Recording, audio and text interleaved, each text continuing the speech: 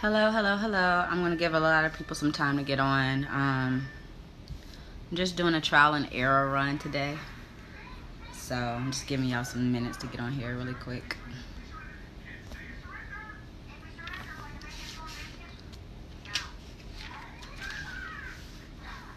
Okay.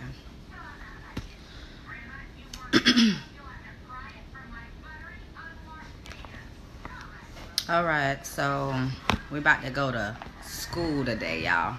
We're about to do some reading, if y'all will allow me. I know we all have the Proverbs challenge that everybody's doing, but I'm going to do it a little differently. I'm going to actually read from the back to the front. So I'm going to read in Proverbs 31 first.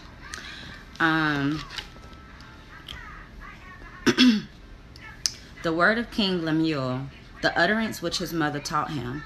What, my son? And what, son of my womb? And what, son of my vows?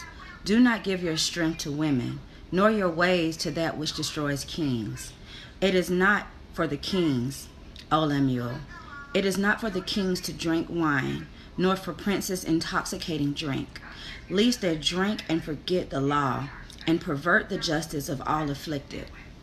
Give strong drink to whom is perishing, and wine to those who are bitter of heart. Let him drink to forget his poverty, and remember his misery no more. Open your mouth for speechless, and the cause of all whom are appointed to die. Open your mouth, judge righteously, and plead the cause for the poor and the needy. Who can find a virtuous wife? For her worth is far above rubies. The heart of her husband safely trusts her, so he would have no lack of gain. She does him good and not evil all the days of her life. She seeks wool and flax and willingly works with her hands. She is like the merchant ships. She brings her food from far. She also rises while it is yet night, and provides food for her household and a portion for her maidservants. She considers a field and buys it. From her profit she plants her vineyard. She grinds herself with strength and strengthens her arms. She perceives that the merchandise is good, and her lamp does not go out by night. She stretches out her hand, the distaff, and her hands hold the spindle. She extends her hands to the poor. Yes, she reaches out to the needy. She is not afraid of snow, for her household and all her household is clothed with scarlet. She makes tapestry for herself. Her clothing is fine linen and purple. Her husband is known in the gates, and when he sits among the elders of the land. And she makes linen garments and sells them, and supplies sashes for the merchants. Strength and honor are her clothing, and she shall rejoice in time to come. She opens her mouth with wisdom, and on her tongue is the law of kindness. She watches over the ways of her household, and does not eat the bread of idleness. Her children rise up, and they call her blessed. Her husband also, and he praises her. Many daughters have done well, but you excel them. Charm is deceitful, and beauty is passing, but a woman who fears the Lord shall be praised. Give her the fruit of her hands, and let her own works praise in her gates. I'm going to go back, and I'm going to touch on some things really quick, y'all. Because last night when I was reading it, I know everyone's like, oh, I want to be a Proverbs 31 wife. I want to be a Proverbs 31 wife. But it's like some key words and some key phrases in here that I think a lot of people say they're ready for, but they're really not ready for.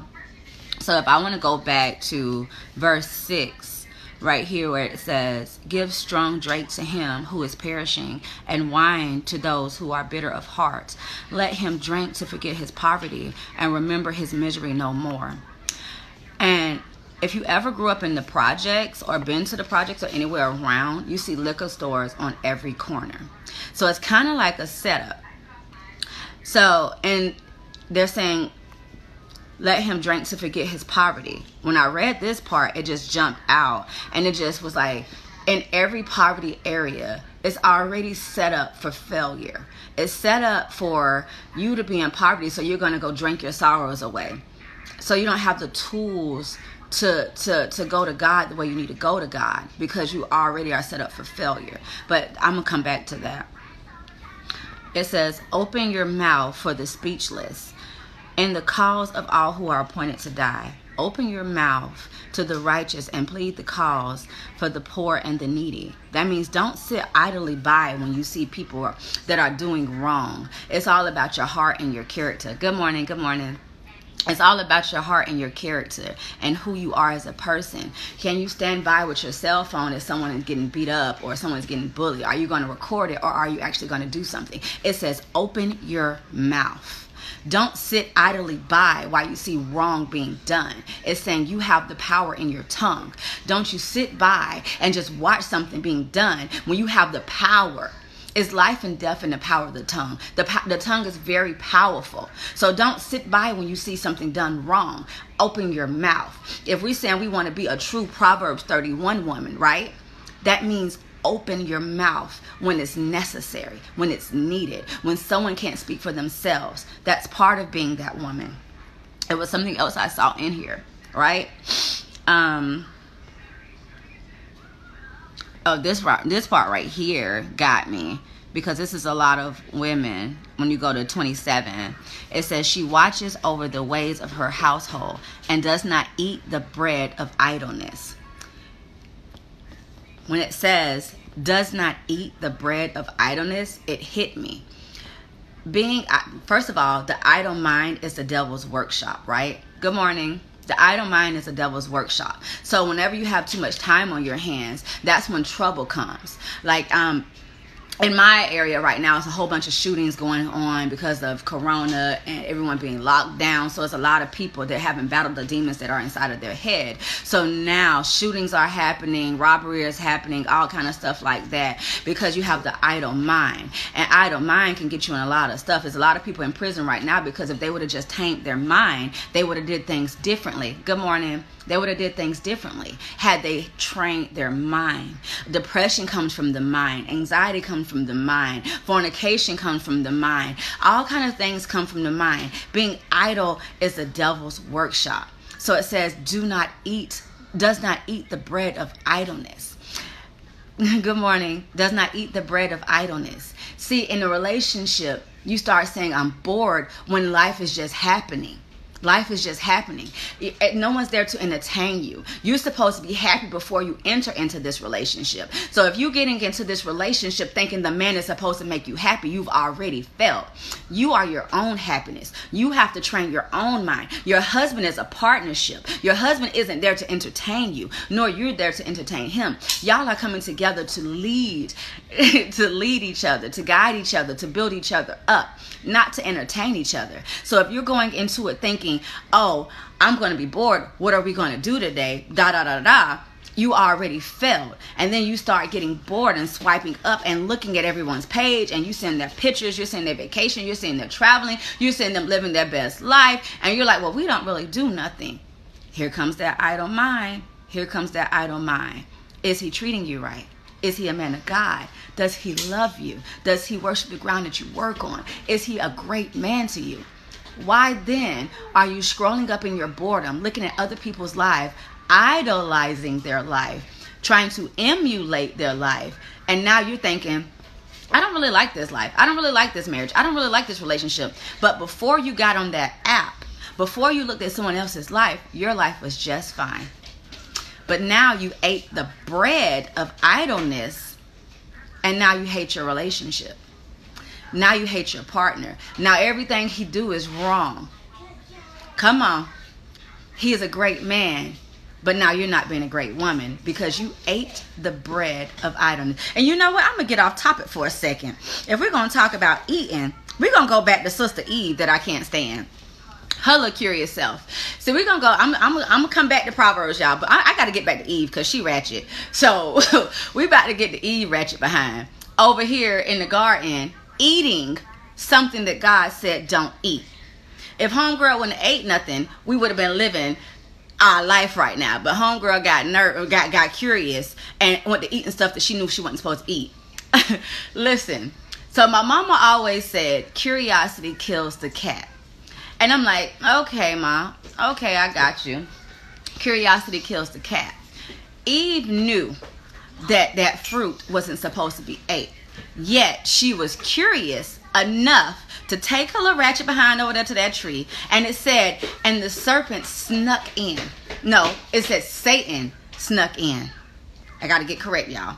Satan snuck in. He knew her idle mind because she ate the bread of idleness. She ate the bread of idleness. She ate the bread of curiosity. She knew. He probably saw her every day walking over there, looking at that tree, knowing her little behind wasn't supposed to be over there. But she was like, can I touch it? Can I touch it? And the devil's like, yeah. Did God tell you that you couldn't eat it? Or did he tell Adam? Because I was there when the conversation was had, and God didn't tell you specifically. He told Adam. He said he could eat from that tree, but he didn't tell you couldn't eat from that tree. And in her own mind, even though she knew it was wrong, she still took her little happy ratchet behind over there to that tree, took it back to her man, and ate it with him. See, this is where the woman is very powerful in a relationship. And if we want to go back to Proverbs 31, the woman creates the environment. The man provides the household, but the woman creates the environment inside of the household. She went to her husband with the fruit that she knew wasn't supposed to be ate. And she spent her little way in there with her sneaky serpenty behind. Women, we know that we can be manipulative. So she took her butt in there with that fruit that wasn't supposed to be ate. And she broke it down like, listen, God told you couldn't eat it, right? But he didn't tell me. So I'm going to eat it and I'm going to tell you if it's good. That's how relationships are. We, when we get bored, do things that we're not supposed to do. But we try to justify it and manipulate it in the way to make it seem as if we're supposed to do it when we know that we're not supposed to be doing things. Women, men as well. Listen, so Eve ate the fruit. And our whole life changed. All of a sudden you realize after you ate it, after you slept with that person, you realize it was only a moment. It was only a moment. Now you're looking at this person like, I ain't really even want to be here. You know, it was just a moment. Like you don't even look good no more. Like I just had a moment because you knew you wasn't supposed to lay with that person. You knew you wasn't supposed to be with that person. You knew you wasn't supposed to be there. Yet you took your behind over there anyway with your sneaky link, right? You took your behind over there. And now you like, it was great. But I'm looking at you. Now you don't look the same. Now the moment's gone. I don't really want to be there. Pass me my pants and my shoes. Let me sneak my sneaky link behind out this door. Because it was only a moment. It was only a moment. And after that moment was fulfilled, you like, I'll call you, don't call me kind of thing. Thank you for the time. Yeah, that I don't mind got you having regrets. And now you like, I knew I shouldn't have been there in the first place. Eve was like, I knew I shouldn't have ate that fruit in the first place because it was a bread of idleness that she ate that she knew she wasn't supposed to eat. She knew she wasn't supposed to be her behind over there. But every day she went to texting, hey, big head, how you doing? What's going on with you? Oh, she treating you bad? Oh, let me make you feel better. Want. She went in there doing what she knew she wasn't supposed to do because every day she felt the need to feed her curiosity. And she took her butt over there and she ate that bread. She took her behind over there and she ate that fruit. She took her behind over there and she ate that idleness, right? You knew you weren't supposed to do it, yet you did it. You did it, right? So if we want to talk about being a Proverbs 31 woman, right? We got to dive into some parts of ourselves that we know our sneaky behinds aren't supposed to be doing. Because momentarily decisions will make you feel regret afterwards. And I know we all did some things that we like, I'm going to erase that one out of memory. Girl, you know, I don't know that person. Well, I have pictures. That wasn't me. That was my representative. I don't know who that was. That wasn't me. I repented. God took it away. That was just a moment. Listen, we've all had those moments. We've all had regrets. We all had curiosity. But you got to get better. We have... Listen, we have to own it. That way we can kill it. We have to kill it. Because idleness with women will get us in situations that we knew we wasn't supposed to be in. We over here eating the bread of idleness. That's a word by itself. Just the word of bread of idleness is a word in itself. Eve was idle. Eve was able to eat the fruit of the serpent that he planted in her. And not only did she eat the fruit, she took the fruit to her household. Because being a messy woman will mess up the inside of your household. You will let the mess of the world tear up your household. You can't do it. If you're going to be the woman that God created you to be, you have to be it in its entirety. And that's being a woman of God, being humble at heart, opening your mouth when it counts, not eating the bread of the word, guarding your eyes, ears, and your heart from things. And those messy little girlfriends you got, let me tell you about them. Let me tell you about your hot girl summer friends, because they're lonely, they're idle, they're not called where you're going. You already can see that you're not on the same level as they are anymore. Yet you still take your behind in your relationship and their singleship. You take your behind with them, and they're calling up somebody from the past. And when you get there, you see that temptation that if you were home with your man, you would not be in temptation right now. But now when you're out with your single friends, and they invited that sneaky link that you know that you still got that soul tied to. And as soon as you see him, you like, I ain't gonna do it, girl. I ain't gonna do it. I ain't gonna do it. I ain't gonna do it. Now your man texting your phone, you got it on silent. You over there just laughing, coking, and joking with homeboy because you took your behind to Temptation Alley thinking that you can get out. But you done took your butt over there and he looking good, smelling good, teeth right, just sitting over there just looking like Satan. But you like, Satan, you looking good today, you know. Well, he ain't gonna know about it. Nobody gonna know about it. You know what I'm saying? They know. No, you knew you shouldn't have took your butt over there in the first place. But you sat up there and you let your friends set your behind up. Now you over here in regret. Now you over here trying to run home, take a shower, jump in there, tell your man you love him, this, and that. But in your head, you like, if I wouldn't have took my behind out that door, I wouldn't be feeling the way I'm feeling. Now you on your hands and knees saying, God, please don't ever let somebody find out. It was a moment. I slipped up. I messed up. And mistakes do happen.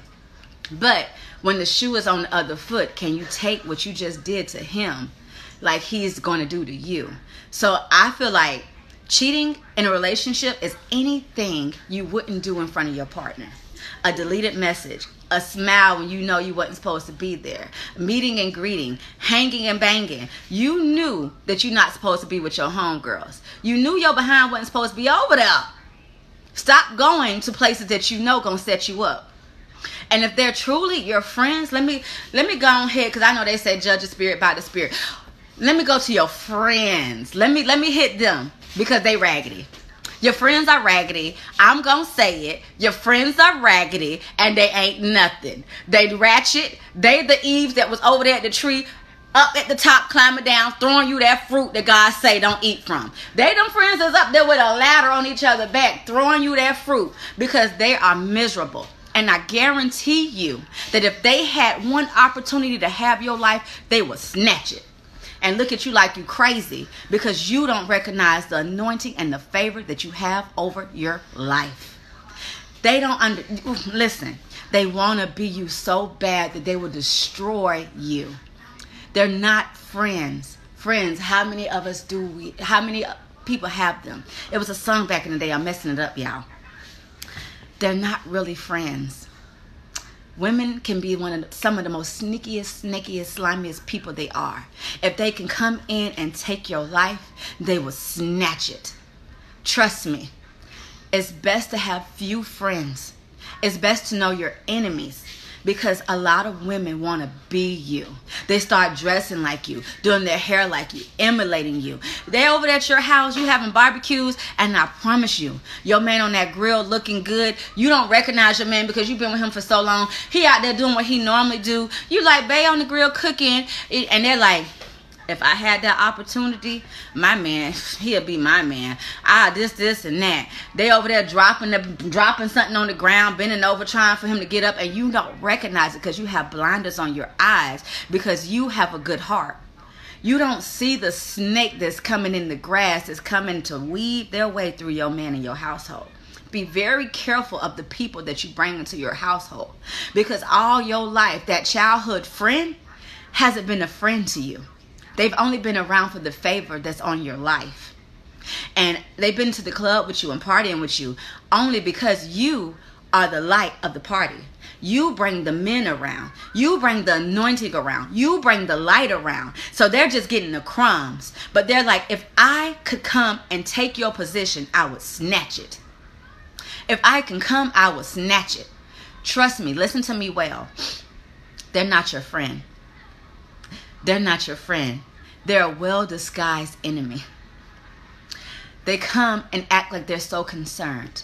But I promise you, if God can reveal what's inside of their head when they look at you. I remember working, and I was working with a friend that I thought was a friend.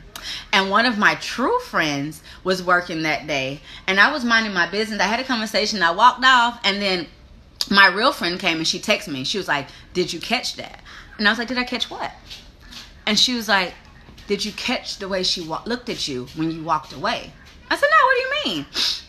And she said, if you could see the eye roll she did when you turned your back, her eyes went in the back of her head and came up. And when you turned around, she was like, you so pretty. And I was like, wait, what? No, I didn't catch it. And she was like, she don't like you. That's not your friend. Keep her out your face. And everything hit the fan later on that she did not like me. I did not know. I would have never known. But God put people in your corner to show you who's for you. Don't think that friend that's telling you about that other friend is hating. They're not hating on that other friend. They saw conversations that had been had in your presence when you weren't there. They saw it. They're just trying to come to you because they know you love this person. They know you care about this person, and they don't want to hurt your feelings. But listen carefully to the person that cares about you, that's telling you about that friend that isn't your friend. I can promise you right now, if you have 5 friends, you only have one. If you have 5 friends you talk to every day, you only have one of them that is true. I need you right now to go to God and ask him to reveal those true friends. Because out of those 5, you only have one that really rocks with you. One that really has your back. You only have one. Those other 4 would take your life at any time. They would take your man. They would take your household. They would take your kids. They would take your job. They would take everything. They're very cutthroat. Because women are opportunists. They see a position and they want it. They would laugh, they would smile, they would be your friend, they would have hot girl summer, they would travel, they would do all of this stuff. But I promise you, if you take their phone, if you could take their phone and go into their conversations, you will see that you're a topic. You're a hot topic. They're talking about the way they laugh, the way you smile, the way you don't know how to handle your finances. They're talking about you. They're killing you. They're killing you. They're murdering your spirit right now. Listen, if you're going to be a Proverbs 31 woman, I need you to ask for discernment, because you can't be that woman that you need to be if you're entertaining these snakes and you're eating the bread of idleness. And I want to come into here. Okay, guys, I know I got off topic. I'm sorry. But I want to come up into this too. Her children rise up and they call her blessed. Listen, the way a woman raised her kids speaks volumes. And I know a lot of us have instances where we weren't raised by our parents, and we're kind of raising ourselves, and we're trying to figure out this thing called life. But I can promise you, your kids are going to value you, and they're going to call you blessed when you raise them up right. It says, train a child up in the way it should grow, and when it gets older, it will not depart from its ways. Meaning, even if we deviate through life, we always go back to what our mom or what our dad taught us. We always hear their words echoing in our head. We know right from wrong because we were taught that as a child. And as we raise our children up, we need to raise them up as women and men of God. Have honor, not this sneaky stuff, not an eye for an eye, a tongue for a tongue type of thing. We need to raise our children. I know in this day and age, I was having a conversation with my best friend, and I said, I haven't seen an era where women are proud not to have their kids. They're proud to let their mother raise their kids. They're proud to be out here in these streets living this life, partying up. I've never seen a generation where women don't want to be women. Women don't want to raise their children. Well, who's going to raise them? And we're wondering why all these shootings are happening and all this killing is happening. Well, who's raising the children? We're losing our way. I don't care if I'm struggling. My kids are going to be right there because God gave me those gifts. He gave me the title of their mother. Mother is a great title, and you can be so beneficial to your children. I don't care if I'm struggling, walking. My kids are going to walk with me because it's my job as a mother to raise my children. You don't have the right to say I don't want to raise my kids. You don't have the right to say I can't do this today. Yes, you're going to have moments, but that's what that is. You don't have the right to say I can't do this. You don't have the right. And it's time for us to walk into our calling that God said that we are. Your children will rise up and call you blessed. That hit me because I'm a mother of 5. And I don't have the right to say I can't do this today. I don't have the right to say, Mama, you go raise my kids today. I have the right to raise them in the way that God told me that I need to raise them. Your kids don't run your house, you run your house. Your kids, how I'm doing this live right now, you see my son sitting, he's walking back and forth. He's not running through my house like he's gone crazy. He knows that if I look at him, he's going to go sit his behind down somewhere and sit in a child's place. Children do not run your household. You run your household. You are the head. They are children. And if you train them up, they will have respect. It's our job as women to raise our kids, not our kids raising us, not our kids telling us what we gonna do. No. A child is a child, and they will sit in a child's place. It's times and places to be a friend. And raising children, you're not their friend, you're their parent first. You're gonna have moments where you are playing with your children, but they know, okay, mama's serious. Okay, I'm not finna play them games with mama. Okay, my mama said what she said. My mama looked the way she looked. I grew up in an era where you showed out at is where my mama gonna show out at. You try your mama, you trying God. She about to take your head off. I don't believe in whooping my kids, but do not play with me. You're very stern in your parenting. Trust me, you will not know I have 5 kids in this household because I am a mother first. But that's one. Here we go. She extends her hands to the poor, and she reaches out to the needy. I was having a conversation with my best friend, and I told her about how when we're riding, and we're a panhandle state, so everyone's always on the side of the road, they're asking for money, this, and that. And she was like, she said this to me, and she said, well, just because they're down don't mean they have to stay there. Like, they shouldn't be on the corner. Yes, very true. But I'm going to extend this out. I'm going to give this money out. I'm going to tie it to them, not a church. I will tie it to the church. But if it's right here and they need it, why not give it to them? If someone's thirsty, why not give them water? If you have extra money in your car and it's sitting there, why not give it to someone who needs it? Why are you judging someone in their down stage? Because all of us have been down. Some of us wear our down stage as well. And some people will never know that you're down because the way you were raised, the way you are characterized, you won't even show the world that you're down. But some of us don't know how to get up when we're down. Some of us just need someone to pull us out of the hole, right? Just because we're down doesn't mean we have to stay there. And just because we're down doesn't mean you can kick us. I'm going to go back to this story of me being in Hungry Howie's. I was just running in there getting my kids a pizza really quick, right? And this homeless guy came inside. And he was standing behind, he was in front of me. And I was like, okay. Then he moved out of the line. And at this moment, I knew in my head he didn't have money. I just can tell. So I'm ordering my food, and then he goes up behind me, and he said, can I talk to the manager? And the manager came out, and she was very rude. She's like, what do you want? And he was like, well, I was just wondering if you had a pizza that someone didn't want. Can I have a slice? And she was like, nah, we ain't got nothing. And I was like, wait, what do you want? And she was like, oh, you not finna buy him no food? Right woman, right time. You don't tell me what to do with my money. So I said, order what you're going to order, and I'll be right back. So he ordered him a pizza. He ordered his food. I went to the Kangaroo. I got so much stuff. I got chips and tuna. I got non-perishables that he can take with him on his walk. I got some medicine. I got it in the bag. Got sodas and all this stuff. And I came back. And And she was making our food, and his food came out, and I came in with the bag, and I gave it to him, and he was like, "Oh, you got all this for me?" I said, "Yeah, you never know what you need in this lifetime. This will get you over for a little while." And he was like, I had a job, and the lady, she went out of town. I just left her house. I finished up painting her house for her, but she's not in town until tomorrow, so I'm just really hungry for the night. You don't have to explain to me why I'm giving you anything. This is for you." And I said, "Since your food is out, I'm going to give you a Bible verse. He prepares a table for me in the presence of my enemies." I said, "You sit here and you eat your pizza in the presence of your enemies, because she has to make your food that I paid for. She has to make it, right? And she has to serve it to you, right? So you sit here and you eat the food that God's preparing for you in the presence of your enemies. You sit here in this restaurant and you eat this pizza that God prepared for you in the presence of your enemies. Sit down. We're going to have lunch today.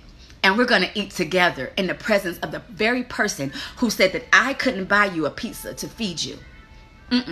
Let me show you how karma works. We're going to eat in the presence of your enemies. And your enemy is going to serve you right now. Because just because he's down on his luck doesn't mean he's down. The nerve of people. I had to get off that subject because we had a good little conversation in that restaurant as we're eating in the presence of the very person who said that we couldn't eat. You don't tell me what I can do. And you don't tell him what he's not going to do. He's going to eat his pizza. He's going to look good eating his pizza in the presence of the very person who said that he couldn't eat. You don't tell God's people what they can do. Okay. Okay. I'm going to come back, y'all. I'm going to come back because she had me mad. She had me very mad that day. Anyway, I got to get back to my notes. Okay. Oh, we got to go to the word fine. My key word is always fine. When a man finds his wife, he finds a good thing. And I think in this society that men are so accessible because we can literally hit up anybody. We can slide in a DM. We can slide over here. We can slide in the text message. We can do the electric slide wherever we want to in the season, right? But as women, we have to wait. It's like playing hide and seek. And you can see them, but they can't see you. And you're like, hey, I'm right here. You know what I'm saying? I can cook, clean. I'm a good mama. I got a good job. Hey, you don't see me over here, husband? He can't see you until God makes him for you. He can't see you until he's ready. God says you can see him. You can see that he's husband material. You can see that you can be the best woman ever to him. You can see because God has to filter off your eyes. But until God makes him ready for you, he can't see you. He's still wandering in the dark right now. God says there's a few things that he has to work out in him. He still probably has a little bit of selfish ways that he has to get rid of. He still has a little bit of ego that he has to work out. He still has insecurities that he has to work out. He still has a little bit of things that God says, I have to fix him. So even though that you can see that this is a good man, you don't know the demons that he wrestles with at night. He can see you. He might have an inkling of who you are, but he can't see you for who you are right now. So you might be in the closet hiding, peeking out like, you can't see me. Look, my hair done. You can't see my hair peeking out the closet. You can't see me. God says, no, he can't see you. He can't see you right now because I'm making him for you. And when he's ready, when that cake is coming out the oven, he will come find you. And I know, listen, I know how it is to be ready. Like I'm sitting over here like, okay, God, I'm your woman. I'm the woman for the job. I'm the wife. I'm ready. I got these scriptures. I'm a good mother. I got a good job. I got a 401k. I'm sitting here like, God, you don't see me in all my fineness. I'm ready. I'm ready. And God said, no, sit your behind down. He ain't ready. He ain't ready. I can't give you him right now. Because if I give you him right now, he's going to break you. If I give him you right now, he's going to break the foundation that you built. He's going to take that butterfly and put her back in her cocoon. He's not ready for you. And I can't have him break you again. I can't have you sitting here questioning your worth or your value again because he's not ready to give you what he needs to give you. He's not ready to carry that household like he needs to carry it. He's not there just yet. You might be ready, but he's not there yet. And he will break you because he's not ready. He will fumble you because he's not ready. He might love the ground you walk on, but he don't know how to love you in your full capacity just yet. Listen, I know it's days where I'm just like, come on, God, your girl. Every day I'm giving these sermons out, God. I'm serving them up. You can't serve me up, God. You can't fill me up. I don't even need finances, God. I got me. And he was like, yeah, but he ain't got you. He's there, but he's not ready. So let me do my perfect work in him. And I know you got flesh and bone and you just ready for what you're ready for. But God says he's not ready. I can't give him you. I can give you a preview. I can give you a preview. I can give you a trailer of what your life is getting ready to look like. But I can't give you him. I can let him take you on some dates. I can let him text you. I can let him slide in your DM. I can let him like some photos. I can let him test the waters to see what you look like, to see what you smell like, to see how your vibe is. I can let him do all of that, right? But I can't let him hold you. Because if I let him hold you, he's going to drop you. I can't let him have you. I can't let him lay with you because he's going to be connected to you when he's not connected to himself.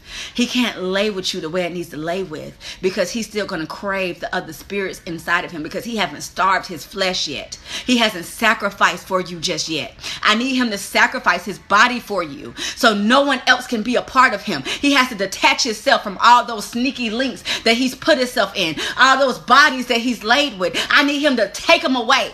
And he has to starve his flesh for you. Because when I give you your husband, he's going to be yours. No other body is going to be inside of him. And at this moment, I need you to starve your flesh so he can be the only person that enters inside of you. I need you guys to have fireworks when it does happen.